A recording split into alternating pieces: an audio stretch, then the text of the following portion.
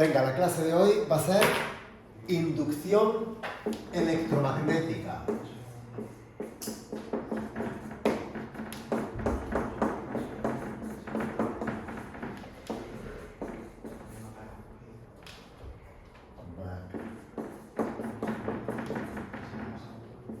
Venga, muy importante, quiero que hoy no va a ser muy larga, pero lo que quiero es que os quede clarísimo por qué se induce una corriente en una espira, por qué se induce y en qué sentido se induce. Eso es importantísimo. Fijaros, la inducción electromagnética es un fenómeno a partir del cual se genera la corriente alterna. Ya no estamos en corriente continua, que era la que proporcionaba o suministraba una pila o una batería, una pila que compras en una tienda o la batería de un coche. Eso es corriente continua, tiene un positivo y un negativo, pero no son fenómenos de inducción electromagnética, no, es una solución electrolítica y tiene un borde positivo, otro negativo y hay una diferencia de potencial. Bien, la corriente alterna, fijaros. Si yo tengo una espira, me da igual que sea cuadrada o circular. Fijaros, una espira es un circuito, es un conductor por el cual puede circular una corriente. Aunque normalmente las espiras se dibujan cerradas, nunca están cerradas. Tiene dos terminales muy próximos, pero no están cerradas. Es como si el cable lo hace, pero no llegan a tocar, ¿lo entendéis? Quedan dos terminales para que se pueda generar una diferencia de potencial entre sus extremos. Fijaros, chicos, si el positivo fuera este y este el negativo, ¿qué ocurriría? Circularía una corriente en este sentido, ¿verdad? Porque ya sabéis que la corriente saldría del positivo de la fuente, ¿verdad? Manu, en cambio, si aquí es el positivo y aquí es el negativo, la corriente circularía en este otro sentido. Esa es la corriente que circularía por una espira. Pero claro, para que haya una corriente tiene que haber aquí una diferencia de potencial, que la vamos a llamar épsilon. Épsilon es fuerza electromotriz inducida. Realmente no deja de ser una diferencia de potencial y su unidad serán voltios. Esa fuerza electromotriz se va a inducir mediante una variación de flujo de campo magnético a través de la espira. ¿Entendéis? La fuerza electromotriz la vamos a crear debido o por variación de flujo magnético que atraviesa la espira. Ahora la vais a ver. La espira tendrá una resistencia en ohmios. La resistencia es la resistencia de todo el conductor que forma la espira. Fijaros, si en lugar de una espira es una bobina son muchas espiras. Da igual, aquí tenemos el positivo, aquí tenemos el negativo, pues una bobina la diferencia es que la intensidad pasa por una espira, luego por otra, luego por otra, luego por otra, luego por otra, luego por otra, y la resistencia de la bobina será n veces la resistencia de una espira. Lo veis que están todas en serie, ¿no? Sería una, otra, otra, otra, otra. Si fuera una bobina, n veces la resistencia de la espira. Y n sería el número de espiras. Hay que diferenciar entre bobina y espira. Una bobina está formada por muchas espiras. Hasta aquí todo bien, fácil. Bien, pues la corriente inducida sería epsilon partido por R. Fijaros, si aplicamos ley de Ohm, V I por R. Como esto es la FEMI inducida, esto se llama corriente inducida. Bueno, ¿qué le llama ahí? Intensidad, corriente eléctrica, es una corriente inducida. Digo, chicos, si veis esto, corriente inducida, epsilon inducida partido por R, es exactamente la misma expresión. Es la misma expresión, no cambia nada.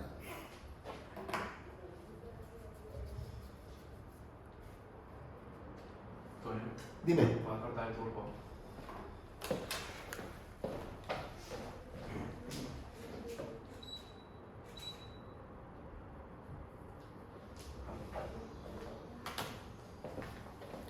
Copiad ahora, por favor. Flujo a través de una espira. Flujo a través de una espira.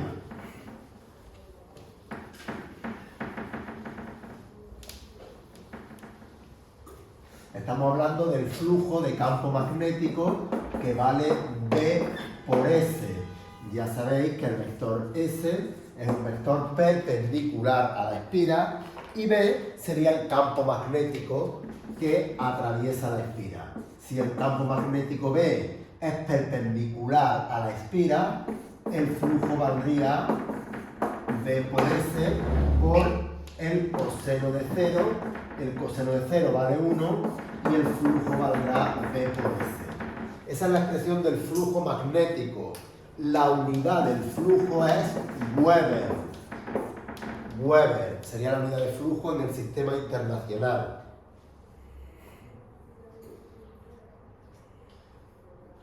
También sabemos que si el campo magnético B tiene una determinada inclinación con respecto al vector S, que sería el vector S, chicos, es un vector que tiene de módulo el área de la espira, la superficie de la espira. S tendrá de módulo pi r cuadrado si la espira es circular, ¿lo veis? Y es perpendicular a la misma. Si tiene un ángulo θ, el flujo valdrá B por S por el coseno de θ. En el caso de que el campo magnético que atraviese la espira tenga una componente perpendicular a ella y otra tangente a la misma.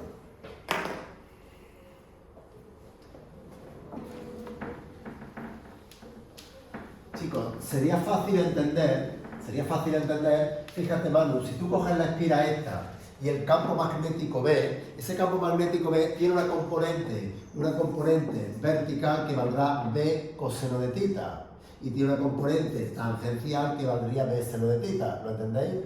Si esta componente del campo es B por el seno de θ y esta componente del campo sería B coseno de θ, yo veo que el campo que atraviesa la espira, es decir, lo que realmente produce flujo de campo magnético, es esa componente. Porque esta tangencial no penetra en la espira. Evidentemente, si esto es una espira y el campo va tangente a él, no está entrando en la espira, ¿lo comprendéis? Entonces, el flujo realmente sería B coseno de θ por S. ¿Qué ocurre? Que si aplicamos la formulita de B por S como un producto escalar, no tengo que preocuparme. Voy a decir que es módulo de B, módulo de S por el coseno del ángulo que forma. Módulo de B, módulo de S por el coseno del ángulo que forma. Por eso empleamos la fórmula que es un producto escalar, ya que el flujo es una magnitud de carácter escalar. El flujo no es un vector, chicos. El flujo es el campo que está entrando por esa superficie. Como un caudal, flujo de campo magnético a través de una superficie. Bien, os cuento una cosa, chicos. Ya sabemos que el flujo vale B por S. Imaginad que el B es perpendicular a la espira, me da igual, bueno, pongo B por S. Ahora os cuento, si el flujo depende del tiempo, ¿qué quiere decir que el flujo dependa del tiempo? Chicos, quiere decir que en un instante tengo un valor del flujo, 80 Weber. Un segundo más tarde, 50 Weber. Un segundo más tarde, 30 Weber. Es decir, que el flujo cambie en el tiempo. ¿Lo entendéis? O bien que cada vez haya más flujo o que cada vez haya menos flujo. Pero en cualquier caso no permanece constante en el tiempo. Es decir, claro, el flujo depende del tiempo, está claro. Para que el flujo dependa del tiempo, puede ocurrir o tiene que ocurrir que el campo dependa del tiempo, es decir, que el campo que atraviesa la espira no sean 10 teslas, sean 10 t cuadrado más 1. Al cabo de un segundo tienes 11, al cabo de 2 segundos pues tienes 10, 2 al cuadrado por 10 más 1, al cabo de 3 segundos, ¿comprendéis? O bien que la superficie dependa del tiempo. La superficie depende del tiempo, ¿qué quiere decir? Que la espira chicos, la espira, la superficie, imagínate que el radio está en función del tiempo y la espira se va agrandando, se va agrandando, se va agrandando. O por el contrario, se va contrayendo, se va contrayendo, se va contrayendo. Lo comprendéis, ¿verdad? Que la superficie cambie con el tiempo o que el campo cambie o que cambien los dos. ¿Lo entendéis, no? Porque con que cambie, con que B dependa del tiempo es suficiente para que el flujo ya dependa del tiempo. O que S dependa del tiempo ya es suficiente para que el flujo dependa. Lo normal es que dependa uno solo, los dos casi nunca. O depende el campo del tiempo. Me dicen, una espira de radio 3 centímetros está sometida a un campo magnético B, T cuadrado más 2 teslas. B dependería del tiempo. ¿Sí? Bien, aclarado eso. Fijaros, os digo que en la realidad lo que se hace es la espira, chicos. Si esta es la espira, lo que realmente se hace es que la superficie depende del tiempo. Os voy a decir cómo, chicos. Si yo pongo esta espira así y el campo magnético tiene una dirección que siempre es la misma y yo la espira la hago girar, mirad, chicos, lo que ocurre. Si el campo magnético tiene esta dirección, ahora mismo toda la superficie de la espira está expuesta al campo.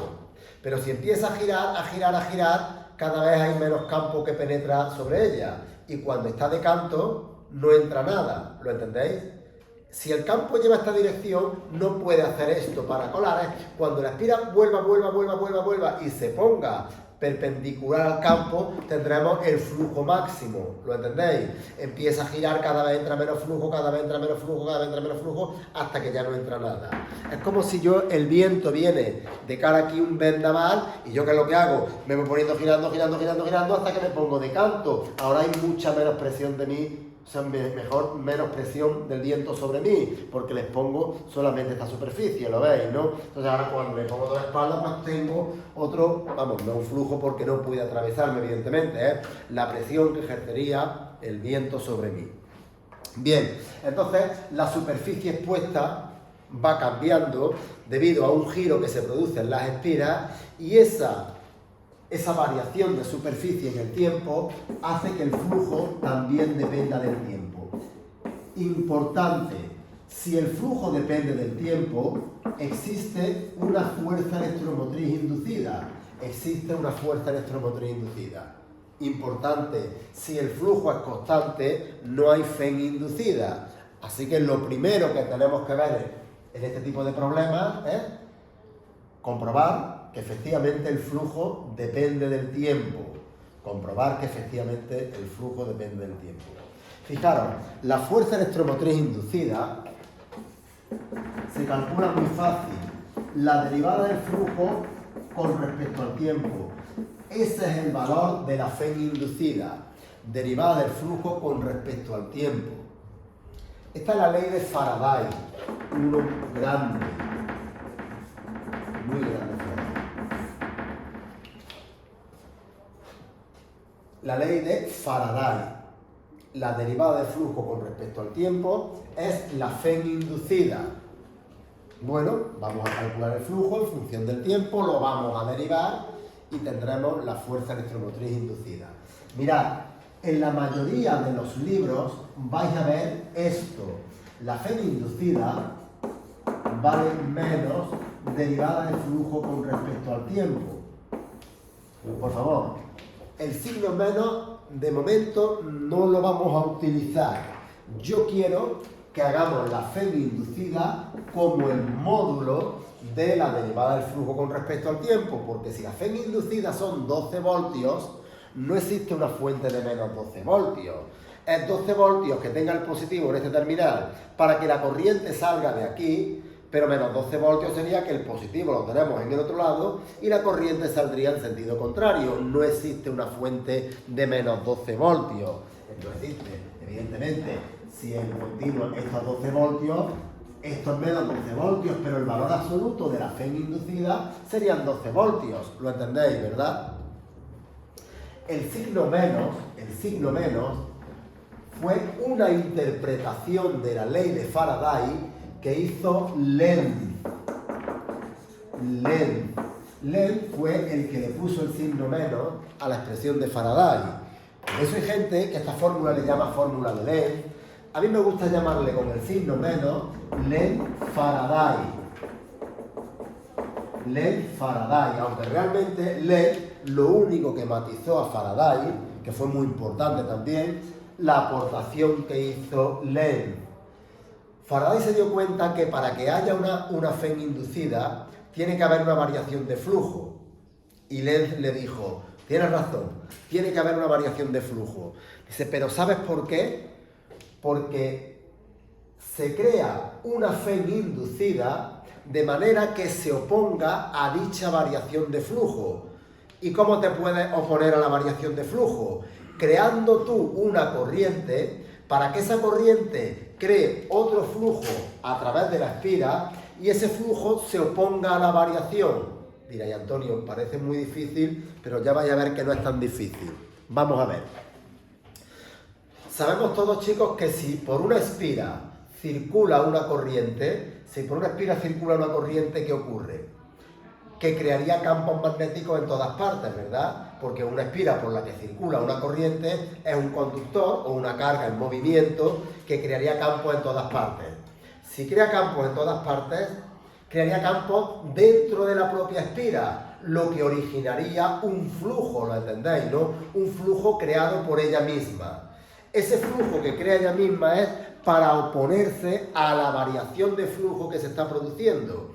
Es decir, si cada vez hay menos flujo, ella crea campo magnético para que no haya cada vez menos, para que siga habiendo el mismo, ¿lo entendéis? Y si cada vez entra más flujo, ella crea una FEM inducida para que con esa FEM inducida se produzca una corriente y se oponga a la variación de flujo. Si cada vez hay más flujo, ella querrá que haya menos, y si cada vez hay menos, ella querrá que haya más. Ahora lo vais a ver claro. Por eso a mí no me gusta, como hay algunos autores, que dicen, se te ha olvidado, es la derivada y luego hay que ponerle un signo menos. Eso de verdad es de ser un cateto, y hay muchos catetos. El signo es una apreciación, nunca es un dato matemático, es decir, que haya que ponerle un menos 12 ni un más 12. No es nada de eso. Ya te digo, es un concepto, no es un cálculo. Entonces, fijaros, os voy a poner un ejemplo, simplemente para que vieseis cómo actuaría la FEM inducida. Por ejemplo, imaginad, sí tenéis que saber esto, chicos, que si por una espira, me da igual circular o cuadrada, circula esta corriente, ella misma crearía campos magnéticos en este sentido. Acordaos, ese es el campo magnético creado por la espira. Y si por la espira circula corriente en este sentido, con la mano derecha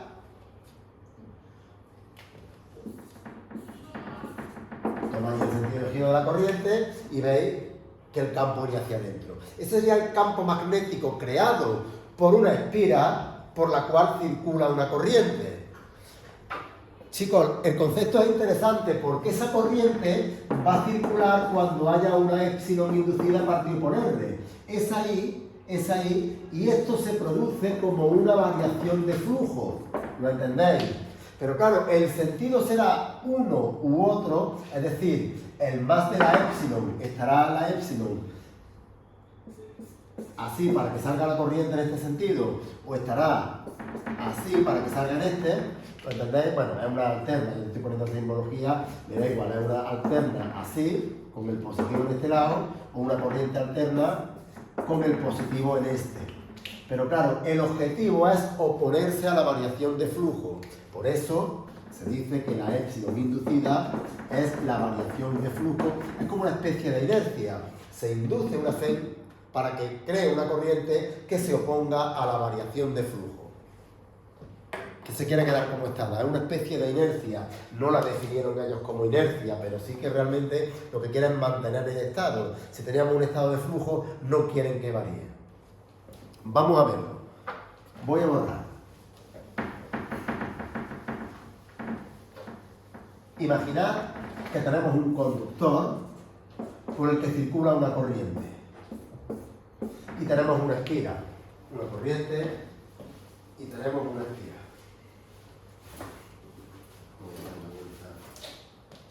que se seque.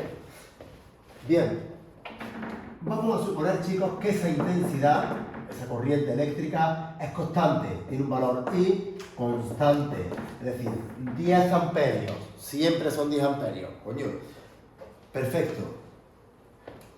Esa corriente crearía campos magnéticos, así,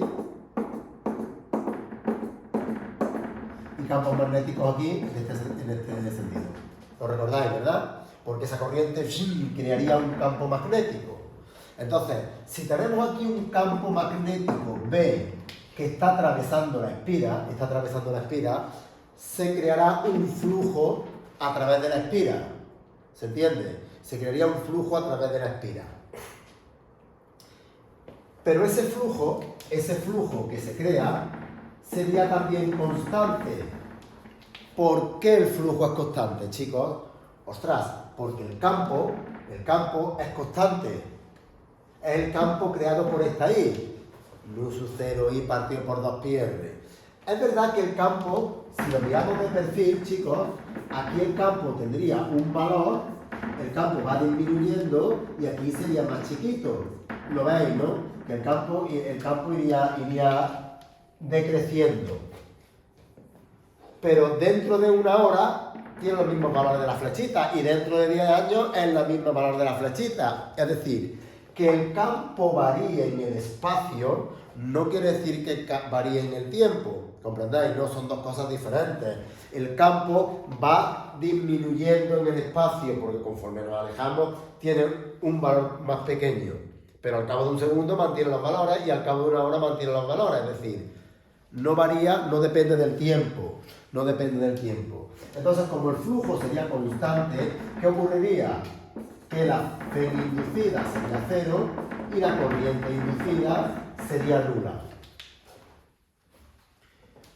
¿Cómo puede variar el flujo? ¿Cómo puede variar el flujo? Se me van a ocurrir varias formas. Una de ellas sería asignándole una velocidad. Bueno, una de ellas podría ser que la corriente dependa del tiempo, que la corriente que pasa por el conductor sea una corriente alterna. Aún no he explicado la corriente alterna, pronto la veremos. Una corriente alterna es aquella que la intensidad, o sea, la corriente eléctrica depende del tiempo. Tiene un valor máximo, tiene un valor mínimo. Entonces trabajamos con un valor eficaz o un valor medio cuadrático, que sería más o menos una media, pero tiene pico, es una onda senoidal. Entonces trabajamos con valores medios.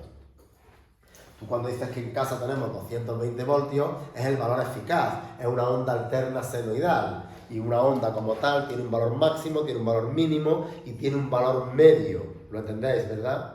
Lo que pasa es que la función seno, el valor medio es nulo, ¿no? Porque si en un semiperiodo tenemos esta montañita y en otro semiperiodo tenemos la otra, ¿lo comprendéis? Entonces, para tomar un valor medio, elevamos al cuadrado. Esta montañita, si la elevamos al cuadrado, es multiplicarla por ella misma, sería una montañita más grande. ¿Os imagináis la onda, verdad? Y la onda que está negativa, Alberto, si la multiplico por ella misma, la vuelvo a hacer positiva. Y ya una vez que tengo las montañitas, hago un valor medio. ¿Comprendéis? Pero ese valor medio es un valor medio cuadrático. Tendría que tomar la raíz cuadrada para tomar el valor eficaz, que son los 220 voltios que tenemos en nuestras casas, en nuestra vivienda. Por eso se llama valor eficaz o valor medio cuadrático, porque estamos hablando de ondas alternas senoidales.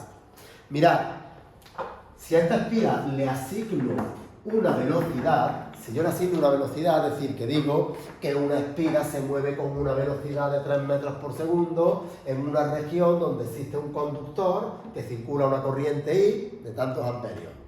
El conductor está creando campos magnéticos y la espira, al alejarse, ¿qué es lo que ocurre, chicos? Que cada vez habrá más flujo o menos. ¿Qué creéis? Como la intensidad del campo magnético a medida que nos alejamos es más pequeña, el flujo que atraviesa la espira va disminuyendo en el tiempo. ¿Lo tenéis claro? Que el flujo va disminuyendo en el tiempo. Si va disminuyendo el flujo en el tiempo, ella no quiere que disminuya. ¿Qué es lo que hará? Como cada vez hay menos flujo, ella creará una corriente, chicos, es increíble. Creará una corriente en este sentido.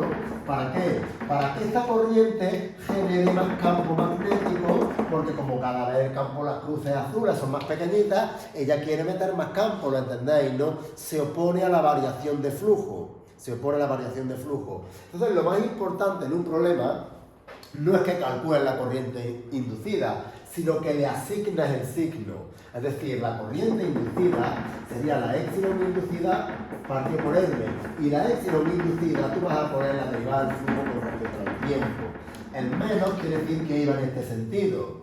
Porque obviamente, si la espira se acercara, ahora vais a ver que la corriente sería justamente en sentido contrario. Porque cada vez hay más flujo. ¿Borro? Voy a borrar.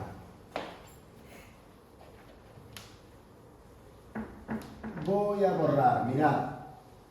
Si ahora yo le asigno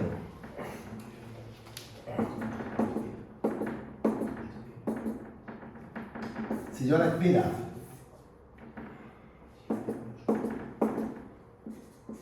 le asigno esta velocidad, evidentemente cada vez hay más flujo, más flujo, más flujo, más flujo. Ella no quiere que haya más flujo. Ella generará una corriente en este sentido. Fijaros, ¿por qué? Porque esta corriente, mirad la mano derecha, chicos, hará esto. ¿Y qué hace el pulgar? Ella crea un campo, claro, como entra campo B en muchas teslas, ella quiere sacar teslas. ¿Lo entendéis? Imaginad que esta habitación en la que nos encontramos estuviera llena entera de agua, hasta la bola. Y ahora alguien abre la puerta, empezaría el agua a irse y nosotros lo que hacemos es meter cubos de agua para decir no, que no se vaya el agua, que no se vaya el agua, al final se va a ir. Pero tú lo que haces es intentar meter agua para mantener el flujo constante. ¿Tú qué harías? Que aquí estuviese todo lleno de agua. Ponemos el ejemplo contrario. Aquí no hay nada de agua. Todo el agua está en el exterior. Y un gilipollas abre la puerta y empieza a entrar agua. Pues tú coges con un cubo y empiezas a achicar agua, achicar agua, achicar agua. Te opones a la variación de flujo, que no quiere decir que la consigas, sino que se produce la corriente inducida para evitar la variación de flujo. Por eso son fenómenos de inducción electromagnética. Eres capaz de conseguir una diferencia de voltaje entre dos terminales para evitar la variación de flujo. Es interesantísimo, chicos, porque tú coges una espira, que una espira es un trozo de alambre. Fijaros qué fácil. Tú coges una espira. Os voy a poner, por ejemplo, en un imán.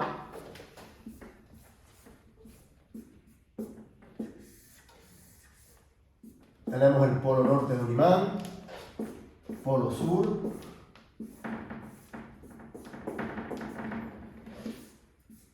evidentemente este imán va a generar un campo magnético, ¿verdad? Este imán va a generar un campo magnético. Y nosotros cogemos una espira y la ponemos. La espira tiene dos terminales, la ponemos aquí, entre medias del imán, ¿verdad? Hay un flujo que está atravesando la espira. Si yo la espira la hago girar con una velocidad angular omega, ¿qué es lo que ocurre? Que va variando el flujo en el tiempo. ¿Lo entendéis? Claro. La espira está así y entra mucho flujo, pero no es menos, hasta que no entra nada. ¿Lo entendéis, no? El flujo en la primera media vuelta va disminuyendo. Si el flujo va disminuyendo, se crea una FEM inducida para generar una corriente para evitar que el flujo disminuya, ¿sí?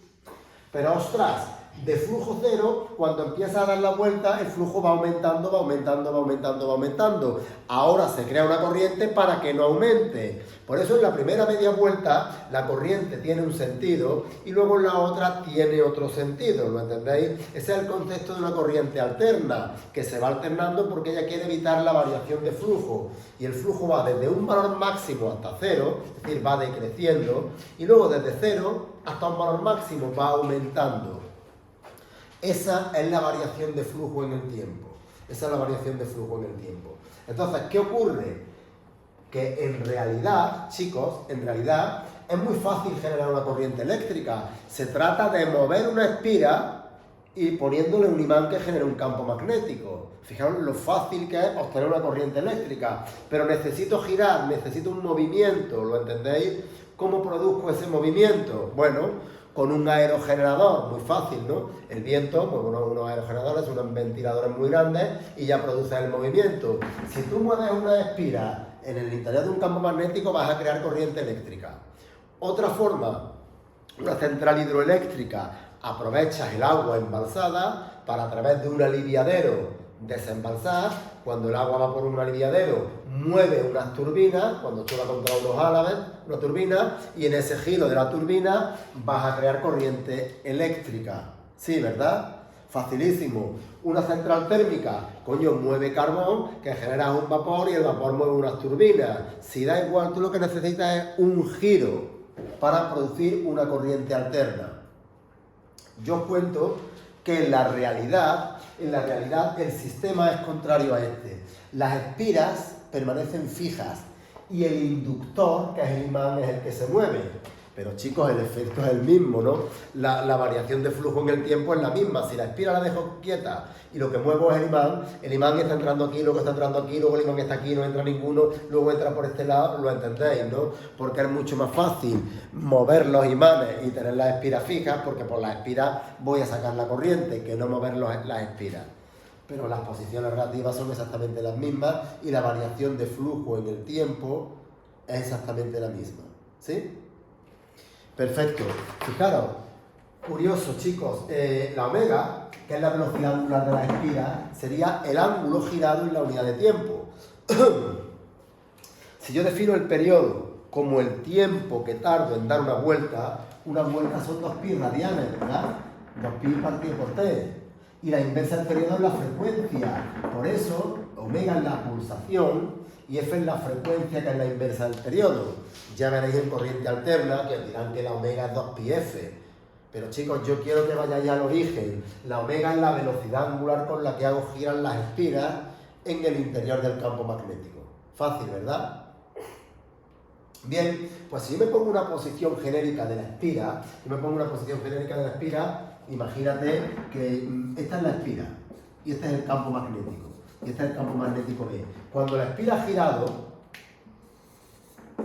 un ángulo omega t, ¿verdad? Ha girado un ángulo omega t.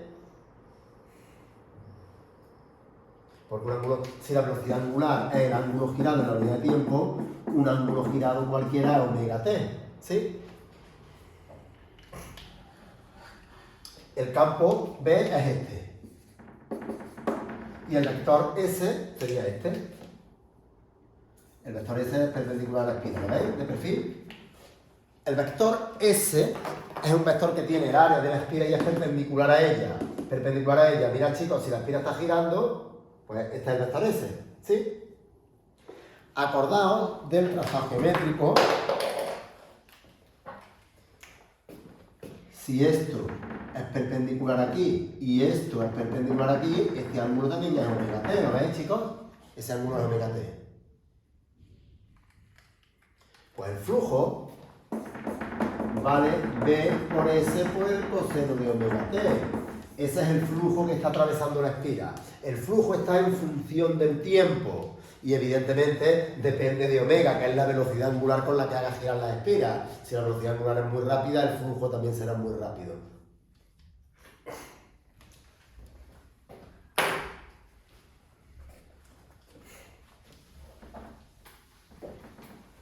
En este tipo de problemas, que son de corriente alterna, porque lo que estoy contando es cómo se produce una corriente alterna. Como aquí en una vuelta la corriente va para un sentido y en otra vuelta la corriente va en otro sentido, chicos, en este tipo de problemas no te van a pedir que le digas el sentido de la corriente. No tendría sentido, en cada vuelta tendrías que dar uno diferente, ¿verdad? En cambio, el que os puse antes, cuando la espira se aleja del conductor o se acerca, ahí sí que tenemos claro la variación de flujo, siempre aumentando, siempre disminuyendo y siempre tendrá un sentido la corriente. ¿Sí? Bien, aquí sí que se hace esto. La FEM inducida es la derivada del flujo con respecto al tiempo y como da la casualidad que la derivada del coseno es menos seno, el menos con el menos se pone el más. Así lo hacen en todos los manuales, pero simplemente este porque es BS omega seno de omega t, ¿lo entendéis? Esta sería la epsilon inducida. Le pone el menos para que el coseno se me vaya con el menos y ya está. Pero vamos, que yo lo haría en valor absoluto. Que si tú le pones valor absoluto, me da igual. Ya os digo, yo prefiero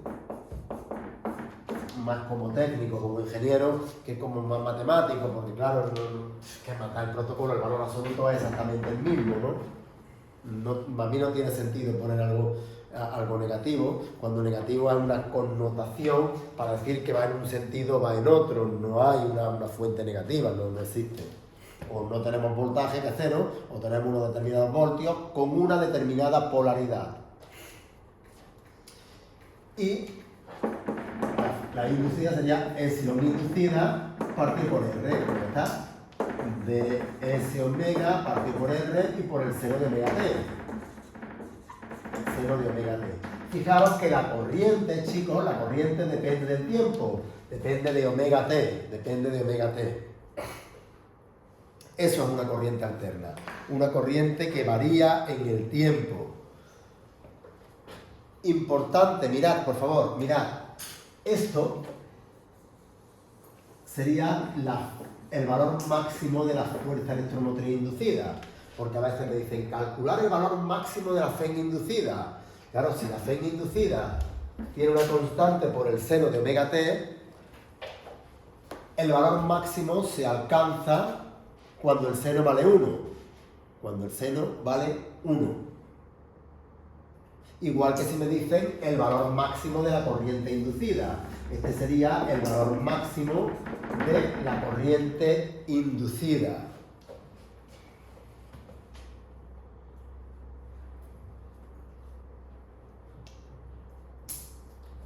Perfecto. ¿Borro?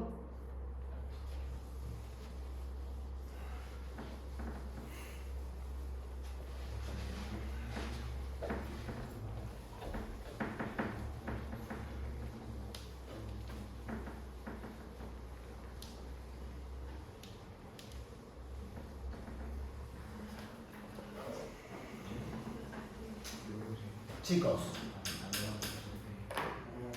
copiad esto, por favor.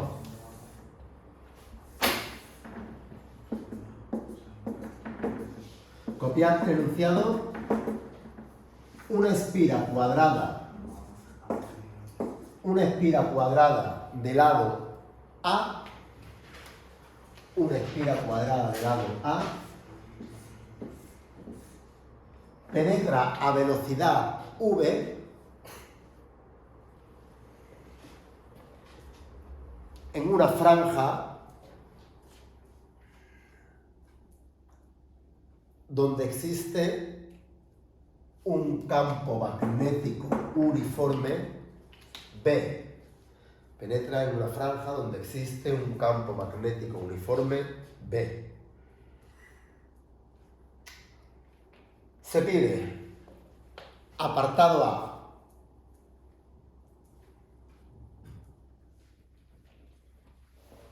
FEM inducida en la espira, FEM inducida en la espira y corriente inducida, indicando el sentido de la misma,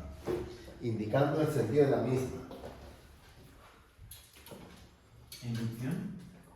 Sí, corriente inducida indicando el sentido de la misma. Y apartado B, importante esto que voy a decir, apartado B, calcular la fuerza que hemos de aplicar a la espira para mantener constante su velocidad. Calcular la fuerza que hemos de aplicar a la espira para mantener constante su velocidad.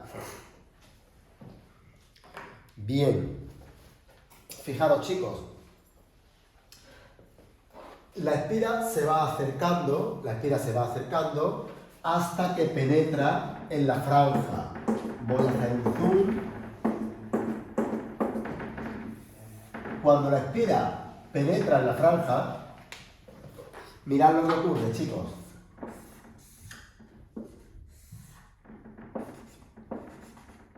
Si entramos a esta velocidad, v, y el lado es a, de no haber flujo, Alberto, cada vez habrá más flujo. ¿Os dais cuenta, verdad? Claro, va entrando cada vez más flujo, cada vez más flujo, cada vez más flujo. Es decir, lo primero que yo pienso es que el flujo depende del tiempo.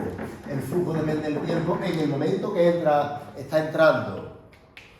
Una vez que está dentro ya no hay variación de flujo, hasta que de nuevo comienza a salir por el otro extremo de la franja, ¿verdad?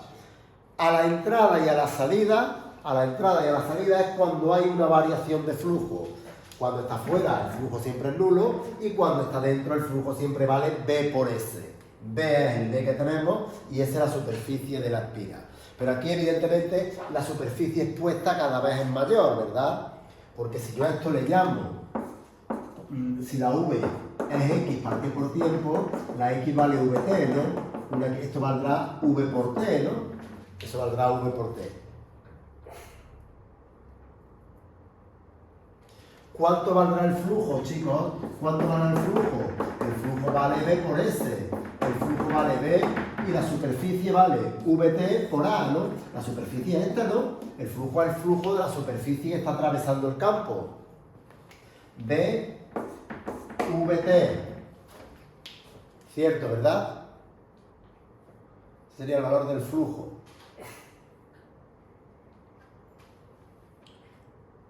Epsilon, o la G inducida, sería la derivada del flujo con respecto al tiempo. Voy a ponerlo en valor absoluto. Si derivo con respecto al tiempo, vale B por V, ¿no? Oye, el flujo vale... la S vale VT por A. Me he equivocado, chicos. VT por A, ¿no? La sección es A por VT. VT por A. Entonces, vale BVA. Esa sería la férmica inducida. BVA. Y la corriente inducida vale epsilon partido por R. R sería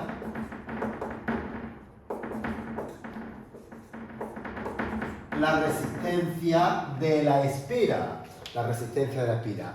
BVA partido por R. Sería la corriente inducida. Que lo único que me importa es que sepamos asignarle el sentido a la corriente. Porque yo estoy trabajando en valor absoluto. Esta es la ley de Faraday. Pero Lenz dijo que el signo menos quiere decir que se crea una corriente para oponerse a la variación de flujo. Vamos a ver cómo es la variación de flujo, chicos. Cada vez hay más flujo o menos. Hay más flujo, ¿verdad? Hay más flujo, pues querrá que haya menos. Si quiere que haya menos, la corriente no puede ir en este sentido. Mirad, Manu, si la corriente va en este sentido, cada vez habría más, ¿verdad? Porque también estás contribuyendo a meter más flujo. Si ya la espira baja y entran cada vez más flechas hacia adentro, ella no pretende meter más flujo, pretende sacar. Es decir, que el sentido de la corriente sería este. Porque esta corriente sacaría campo. El campo iría hacia afuera, se opone a la variación de flujo, evidentemente. Bien, este es el valor de la corriente en módulo y este es el sentido. Al dar el sentido es que estás interpretando bien la ley de Lenz. Es decir, al asignar el sentido, lo que estamos haciendo indirectamente es decir que la P inducida es menos derivada del flujo con respecto al tiempo. El signo menos va implícito en el sentido de circulación de la corriente a lo largo de la espira. ¿Sí?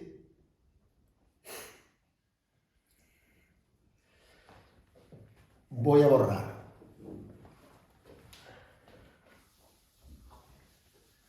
Y ahora fijaros qué curioso, chicos. Ahora fijaros qué curioso. Había una fuerza eléctrica y una fuerza magnética. La fuerza magnética valía I por L vectorial B, ¿verdad? Cuando hacíamos circular una corriente por un conductor en presencia de un campo magnético. Madre mía. Entonces, chicos, sobre este conductor, mirad, por favor, este conductor por el que circula una corriente verde, en ese sentido, habrá una fuerza. Sobre este conductor que circula una corriente verde hacia abajo, habrá una fuerza. Y sobre este conductor que circula una corriente hacia arriba, habrá una fuerza. ¿Lo entendéis, no? Ostras, si hay una fuerza, implica que hay una aceleración, ¿verdad? En el sentido de la fuerza. Y si hay una aceleración, también implica que habrá una variación de la velocidad. Claro, coño, si la espira penetra en la franja con una velocidad v y justo al entrar en la franja se produce sobre ella una fuerza lleva implícito una aceleración, ya que fuerza es masa por aceleración, y una aceleración conlleva a una variación de la velocidad. Si tú quieres mantener la velocidad constante, ¿qué tendrías que hacer? Anular la fuerza. ¿Cómo se anula una fuerza en física? Aplicando una igual y de sentido contrario, claro. Pues eso es lo que te pedía el problema. ¿Qué fuerza tienes que aplicar a la espira si quieres mantener constante la velocidad? Ostras, pues vamos a calcular la fuerza magnética que actúa sobre ella y tendremos que neutralizarla. ¿Cómo la neutralizamos? Aplicando una igual y de sentido contrario. Fijaros, la fuerza en este lado, en el lado horizontal, la fuerza vale ILB por el seno del ángulo que forma. Chicos, I es este vector, el verde, y B va hacia adentro. Mirad, por favor, I vectorial B, esto ya lo hemos visto en clases anteriores, I vectorial B, el pulgar va hacia arriba, pues la fuerza la voy a dibujar en rojo. Habría una fuerza hacia arriba. Obviamente, esta fuerza contribuye a restar velocidad. ¿Sí? Y esa fuerza valdrá I, que valía BVA partido por R, L sería A de nuevo porque es la longitud de este conductor, y por B. Luego la fuerza vale B cuadrado V A cuadrado partido por R. Como la fuerza es hacia arriba, tú tendrías que empujarle a la espira con una fuerza igual y de sentido contrario a esta. En el momento que penetra en la franja, tú tendrías que aplicar esta fuerza si quieres mantener constante la velocidad, ya que en caso de no hacerlo, la velocidad se vería disminuida, ¿no? A lo largo del tiempo. Me podríais decir, chicos, me podéis decir, bueno, pero hay también otra fuerza sobre los conductores verticales. Tenéis razón, existe una fuerza sobre los conductores verticales, pero mirad lo que ocurre. Si yo calculo sobre el conductor vertical, la fuerza, mirad lo que voy a hacer, por favor. Y, que es para abajo, vectorial B. Mirad, por favor, en el del lado de la derecha. Y, que viene hacia abajo, vectorial B que va hacia adentro. Y vectorial B, ¿veis la fuerza? La fuerza iría así. F'.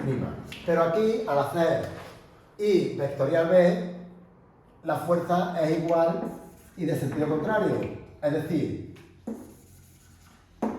que la fuerza total que se produce sobre el conductor es esta más esta, que son iguales opuestas, con lo cual no sufre ningún desplazamiento, ¿lo entendéis? Claro, si a mí me empujas aquí, pero me está empujando del otro lado igual, yo ni me entero. Es lo que ocurre con el efecto de la presión atmosférica, estamos sometidos por dos lados. Si fuera por un lado nada más, no veas cómo nos desplazaría. Entonces, claro, la fuerza que actúa es esta, y esa sería la que tendrías que aplicar en sentido contrario, ¿vale? Con esto debe quedar muy claro el tema de inducción electromagnética, es decir, por qué se produce y cuál es el motivo, que es oponerse a la variación de flujo y en qué sentido tiene que ir una corriente u otra. Miradla luego otra vez, la tenemos grabada porque no es fácil este tema, la gente no lo tiene tan claro, ¿vale? Miradlo y vamos a ver